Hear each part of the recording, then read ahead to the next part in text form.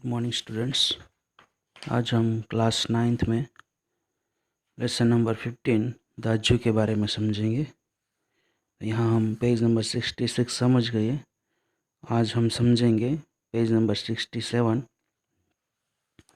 तो page number 67 पर लिखा है कि मदन पूर्ववत काम करने लगा, यानी कि पहले की तरह मदन कंटिन्यू काम करने लगा होटल में। दूसरे दिन कैफ़े जाते हुए अचानक ही जगदीश बाबू की भेंट बचपन के सहपाठी हेमंत से हो गई। यानी कि दूसरे दिन होटल में कैफ़े में जाते हुए अचानक ही जगदीश बाबू की मुलाकात बचपन के उसके जो क्लासमेट थे, सहपाठी उसके साथ पढ़ते थे, वो हेमंत से हो गई उसकी मुलाकात।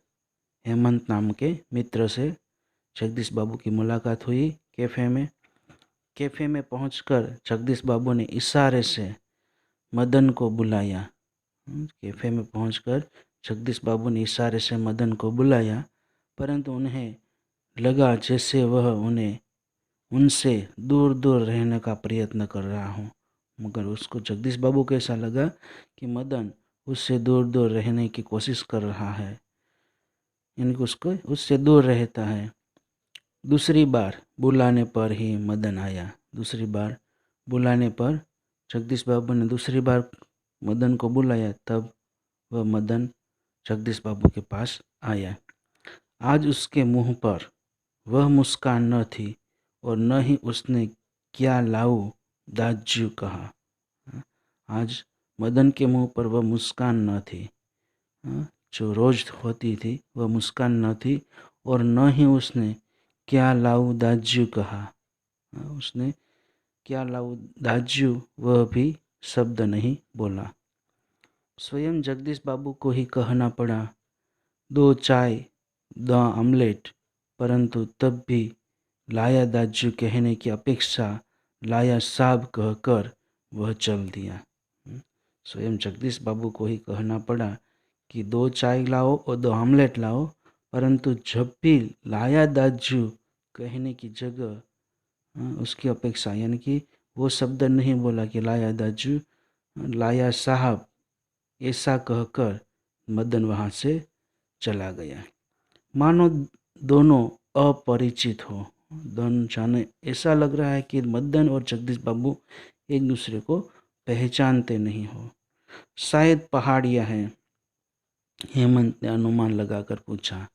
हेमंत नाम के मित्र ने जगदीश बाबू को पहाड़िया है, ये जो लड़का है मदन, वह पहाड़िया है, यानी कि पहाड़ का रहने वाला है, ऐसा कहा। कि हेमंत ने ऐसा अनुमान लगाकर पूछा जगदीश बाबू से।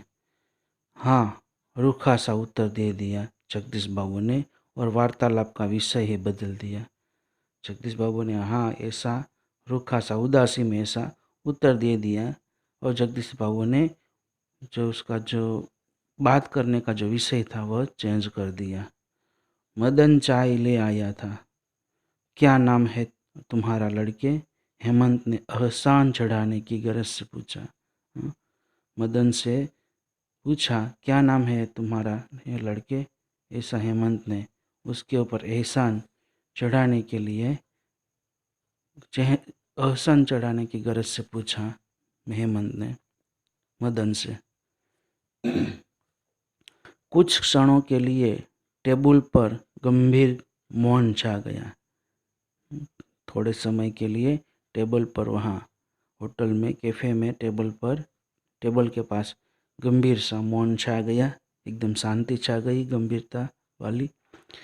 जगदीश बाबू की आंखें चाय की प्याली पर ही झुकी रह गई। जगदीश बाबू की जो आंखें थी, नज़र, वो चाय का कप था जो मदन ने दिया, उस पर ही झुक गया। उसकी नज़र झुकी रह गई। मदन की आंखों के सामने विगत स्मृतियाँ घूमने लगी। मदन की आंखों के सामने जो हेमंत जो पूछता था, उसकी विगत स्मृतियाँ घूमने लगी। यानी कि जो जगदीश बाबू और उसके बीच में जो अनबन हुई थी, वह उसको विचार आने लगा। जगदीश बाबू का एक दिन ऐसे ही नाम पूछना। फिर दाजू आपने तो कल थोड़ा ही खाया और एक दिन किसी की प्रेस्टीज का ख्याल नहीं रहता तुम्हें। जगदीश बाबू ने आंखें उठाकर मदन की ओर देखा। उन्हें लगा जैसे अभी वह ज्वालामुखी सा फूट पड़ेगा। उसके सामने पूरी जो भूतकाल की जो बात थी वह उसके मदन के सामने पूरी विगत डिटेल में आ गई। वो सब सोचने लगा। जगदीश बाबू का एक दिन ऐसे ही नाम पूछना था जैसे हेमंत ने अभी पूछा। फिर दाजू आपने तो कल थोड़ा ही खाया और एक दिन किसी की प्रेस्टीज का ख्याल नहीं रहा तुम्हें। हाँ, वो बात भी मदन के सामने आ गई, यानी कि उसके विचार में आने रही। वो सब कुछ याद आ रहा था मदन को।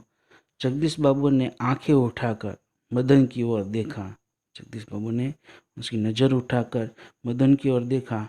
उन्हें लगा जैसे अभी वह ज्वालामुखी सा फूट पड़ गई, यानी कि इसको गुस्सा आ जाएगा या रोने लगेगा, ऐसा मदन का चेहरा लग रहा था। हेमंत ने आग्रह के स्वर से हेमंत ने आग्रह के स्वर में दोहराया, क्या नाम है तुम्हारा? फिर से उसने हेमंत ने फिर से पूछा कि क्या नाम है तुम्हारा? मदन को ऐसा पूछा। बॉय कहते हैं साहब मुझे। मदन ने आंसर दिया कि मुझे बॉय कहते हैं, लड़का कहते हैं, बॉय कहते हैं। संक्षिप्त सा उत्तर देकर वह मुड़ गया। एकदम शॉर्ट में उत्तर देकर, छोटा सा उत्तर देकर वह अपने काम में लग गया, फिर मुड़ गया। आवेश में उसका चेहरा लाल होकर और भी अधिक सुंदर हो गया था। गुस्से में, आवेश में उसका चेहरा, मदन का चेहरा लाल होकर और भी अधिक बहुत सुंदर हो गया। ठीक है स्टूडेंट्स, यहाँ का ये लेसन दाजू पूरा होता है।